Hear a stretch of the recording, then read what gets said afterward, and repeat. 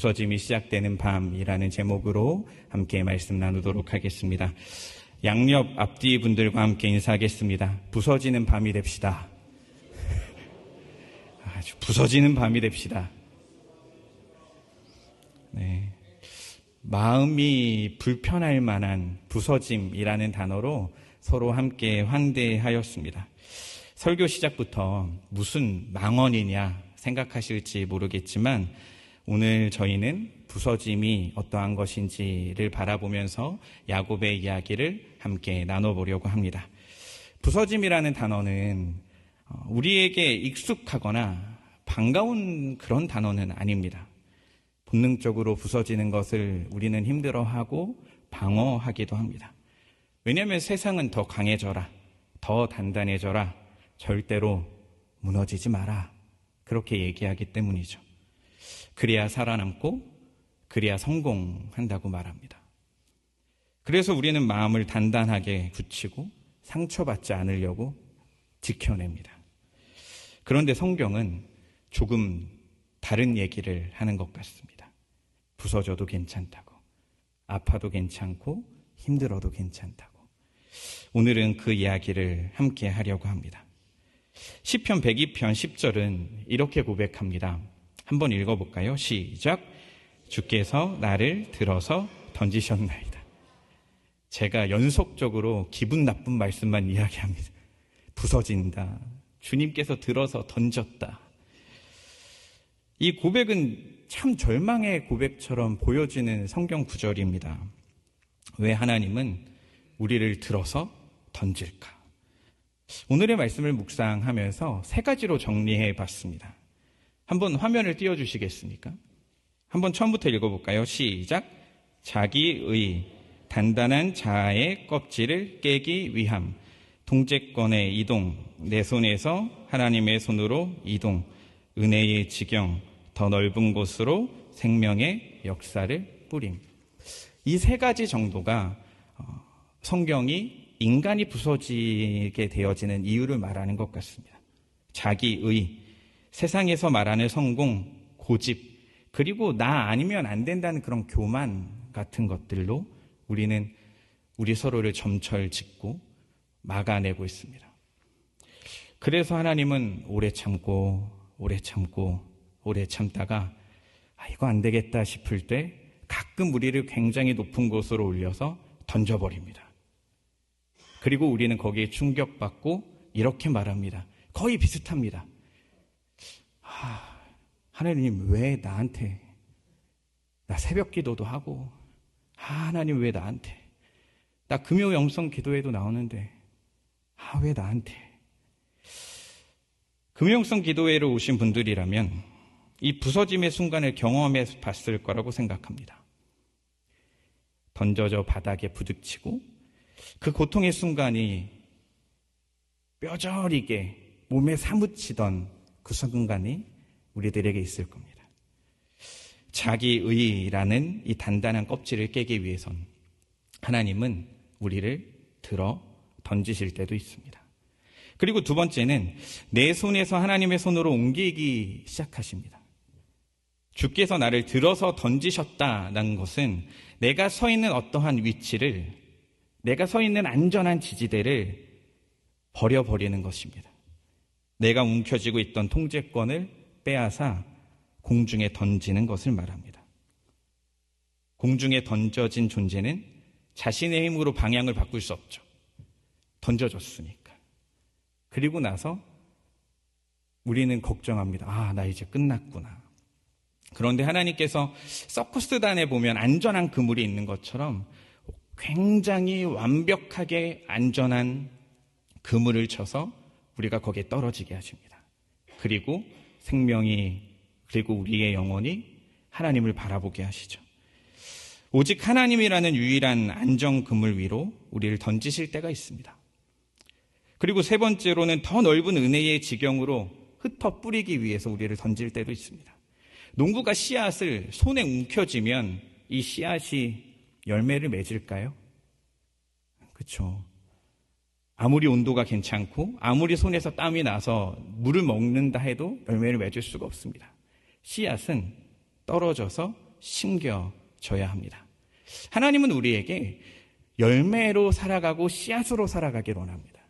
내가 원하는 내 고집대로가 아니라 하나님이 원하시는 하나님의 사명대로, 하나님이 원하는 하나님의 방향대로 우리가 살아가길 원하고 계시는 겁니다.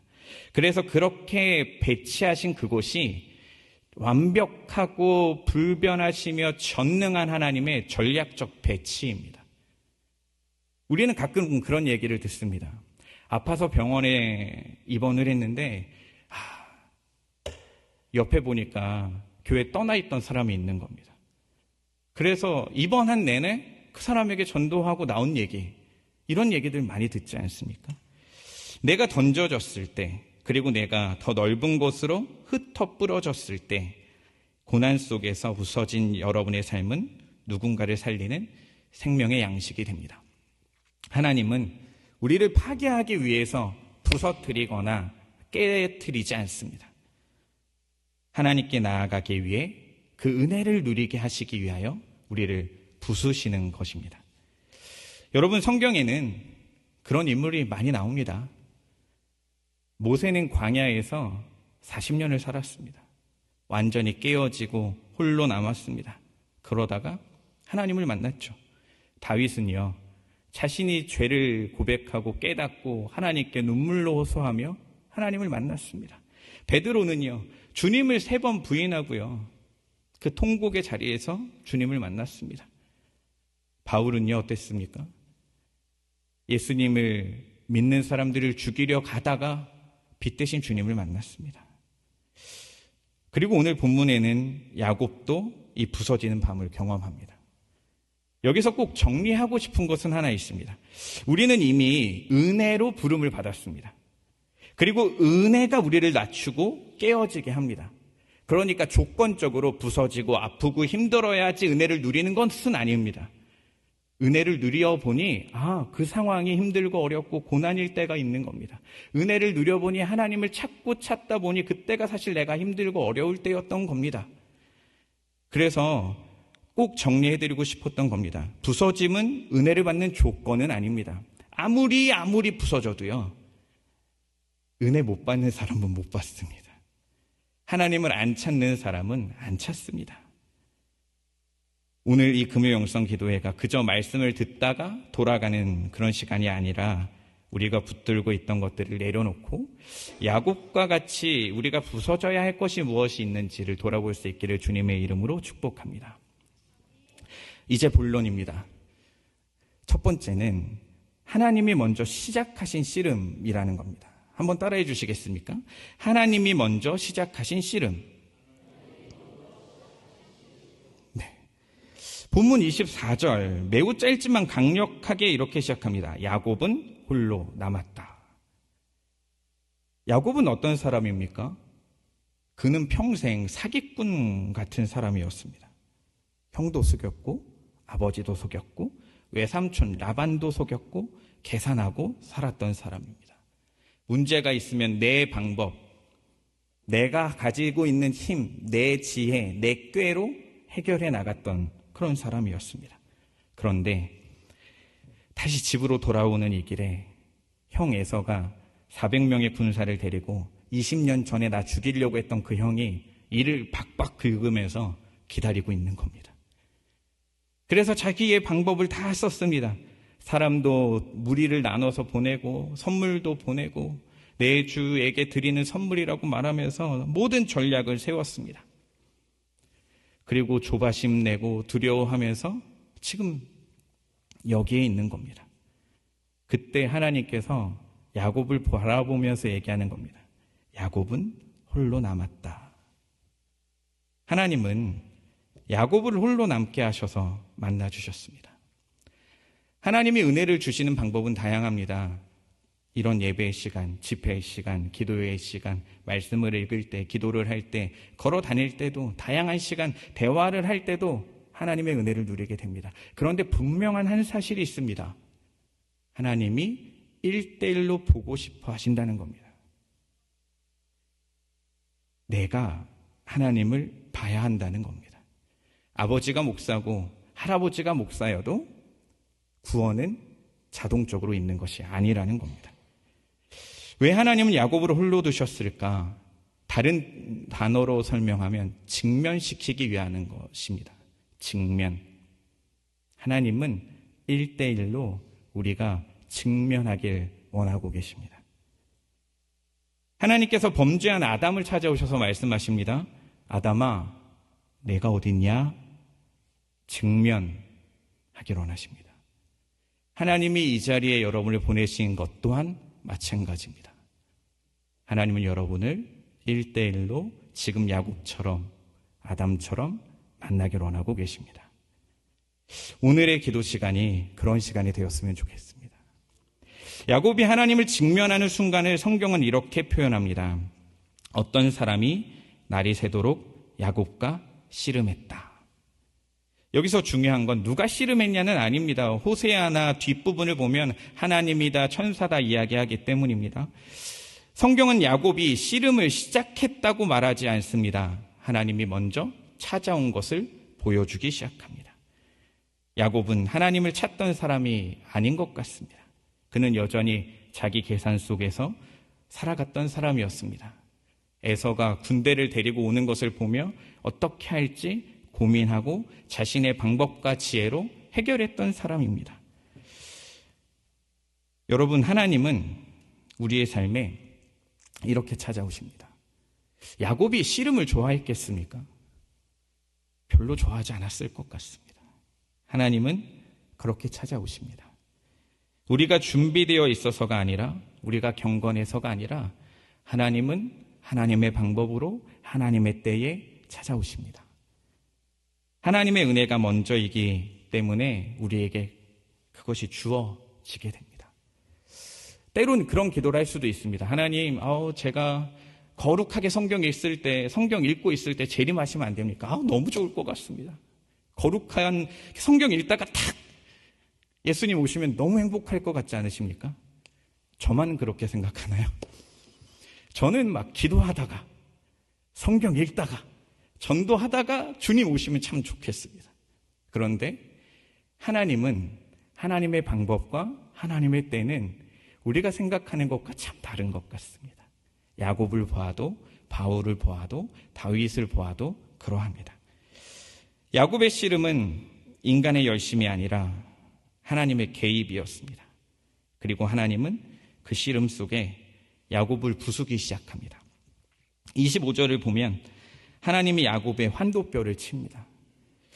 2026년 정형외과를 갔다면 이렇게 판명이 됐을 겁니다. 외상성 고관절 탈구와 동반된 좌골신경 손상으로 인해 2주 입원, 수술하고 입원하고 그러면 한 3개월에서 4개월 재활 열심히 하면 요셉은 이제 절뚝발이 안 되고 잘 걸어 다녔을 겁니다. 그런데 이때 당시엔 그게 없었습니다. 그리고 이 환도뼈라고 하는 이 엉덩이를 받치는 이 골반 밑에 있는 이 뼈는 사람이 서 있을 수 있게 하는 힘입니다. 제가 허리가 아파 보니 알겠습니다. 골반도 아픕니다. 허리가 아파 보니 알겠습니다. 허벅지가 굳어갑니다. 사람이 서 있을 수 있는 힘의 근원이 이 환도뼈에 있다는 것을 느끼게 되었습니다. 인간이 자기 힘으로 설 수 있는 근원, 이 환도뼈를 하나님이 탁 치십니다. 왜 치셨을까? 장자권의 문제도, 자기가 살아가는 삶의 모든 문제도 자신의 지혜로 해결했던 이 야곱을 향해 하나님이 찾아오신 방법이었습니다. 하나님의 방법이고 하나님의 때였습니다. 야곱에게 은혜를 주신 방법이라고 다르게 표현하고 싶기도 합니다. 우리가 잠시 생각해 봤으면 좋겠습니다. 하나님이 여러분 각자에게 은혜를 주셨던 그 때가 있을 겁니다.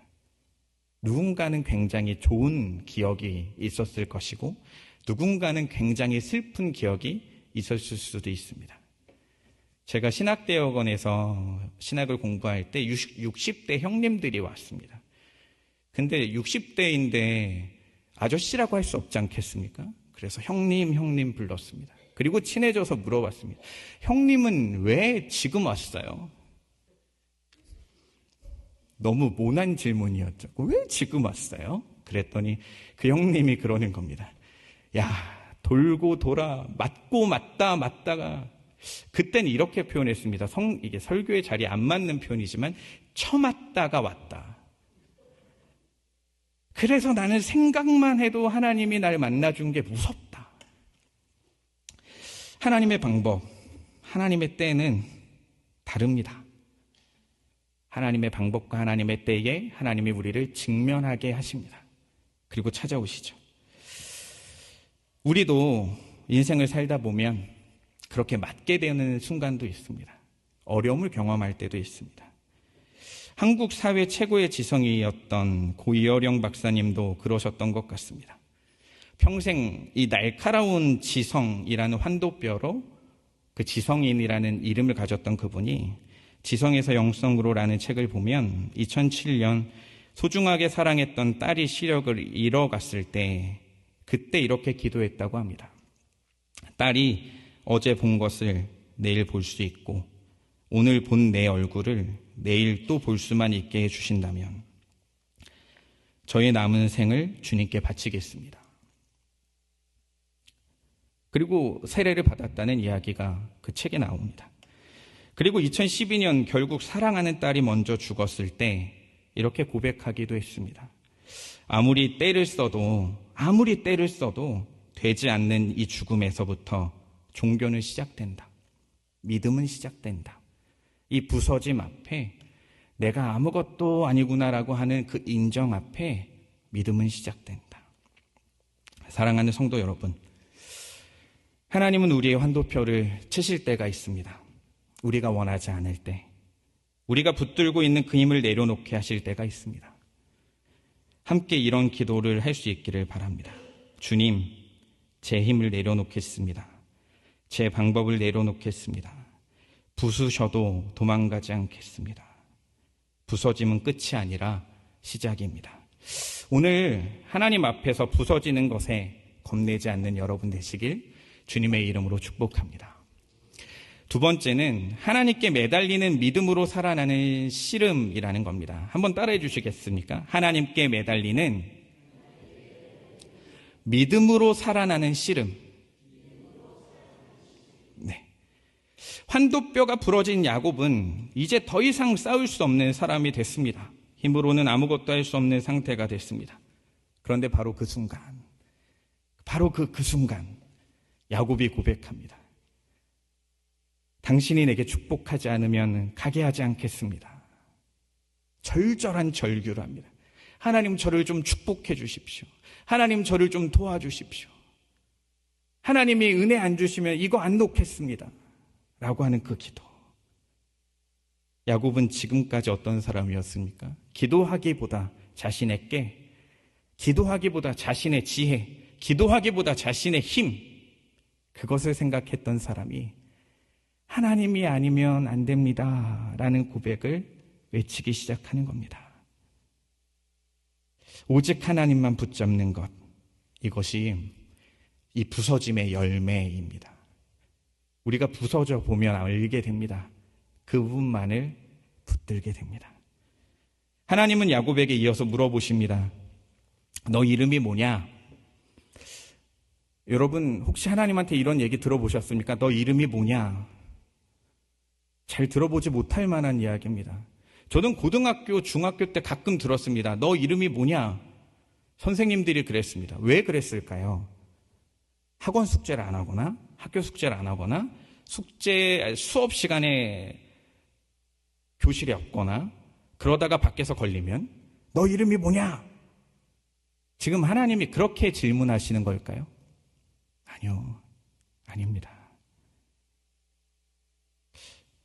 그 질문에 야곱이 대답합니다. 야곱입니다.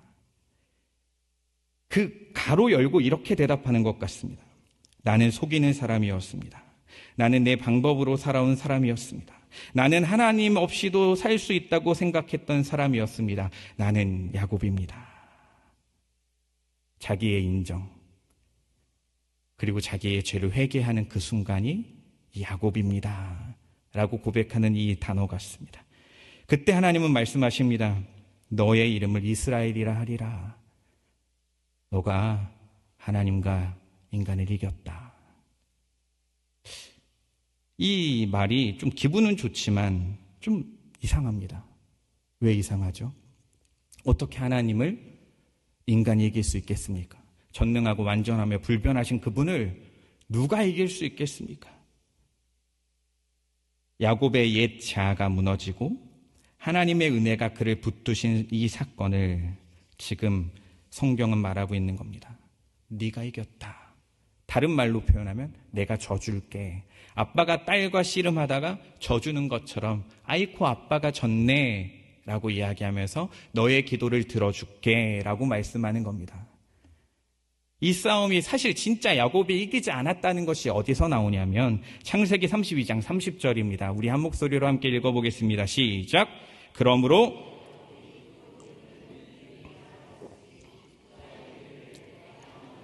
대답하여 보았으나 내 생명이 보전되었다 함이더라.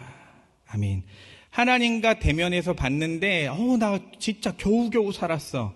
이거 이겼다는 말입니까? 졌다는 말입니까? 졌다는 말입니다. 하나님의 은혜로 나 지금 살아있다는 말입니다.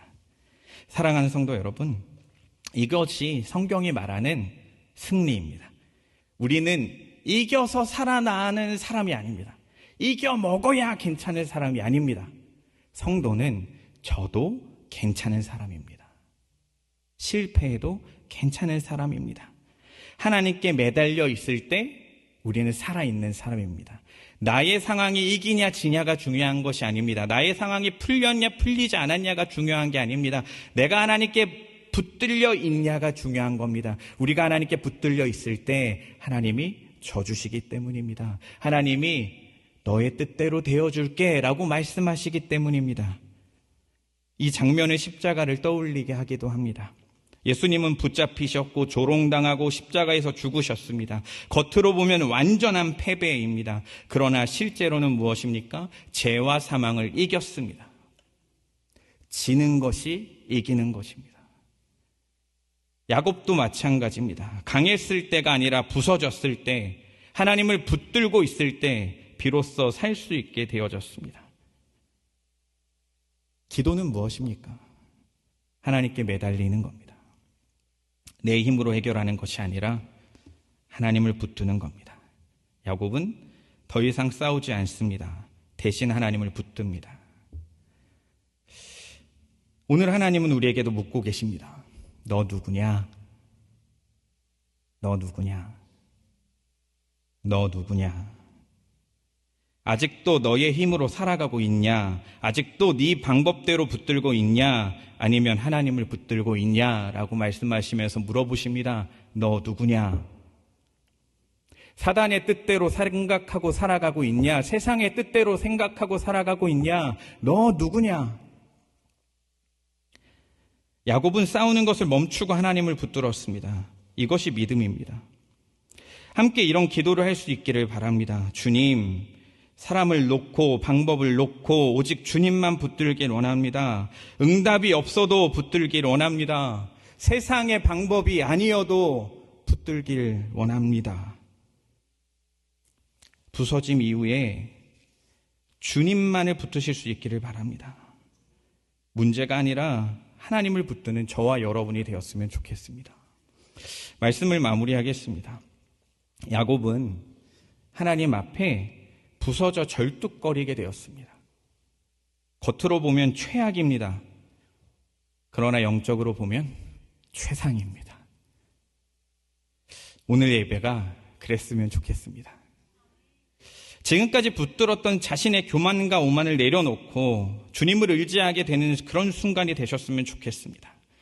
오늘의 말씀을 묵상하면서 한 책이 생각났습니다. 헨리 나우엔이 쓴 안식의 여정이라는 책입니다.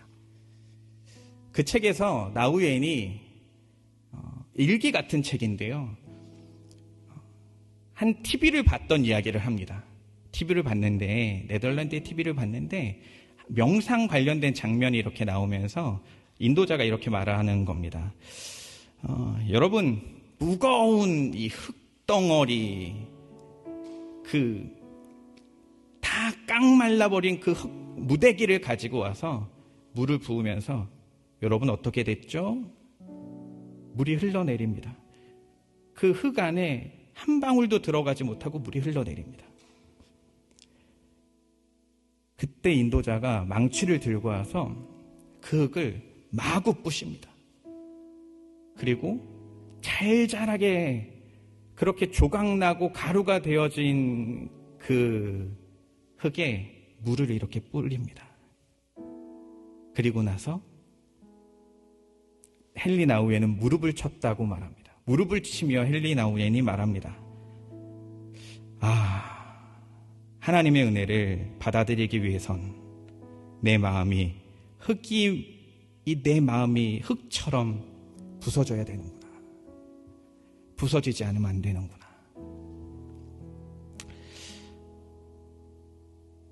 그 처참하게 깨진 흙먼지 위로 물을 붓자 물이 흙의 심장부까지 스며들듯이 우리를 위하여 부서져 죽으신 분이 계십니다. 죽으실 수 없는 그분이 져주신 분이 계십니다. 이번 주일은 성찬이 있고 지나면 고난주간이 있습니다. 나를 위해 부서지신 예수님을 기억하는 날입니다. 성찬을 준비하는 우리의 마음은 나 거룩해요. 나 오늘 새벽 기도도 했고요. 성경도 읽었고요. 저 거룩해요가 아니라 이런 자세여야 되지 않겠습니까?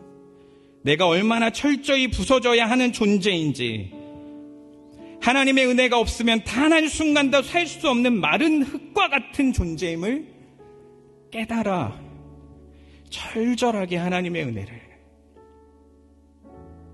그 포도주와 그 빵을 뗄 수 있는 우리가 되었으면 좋겠습니다.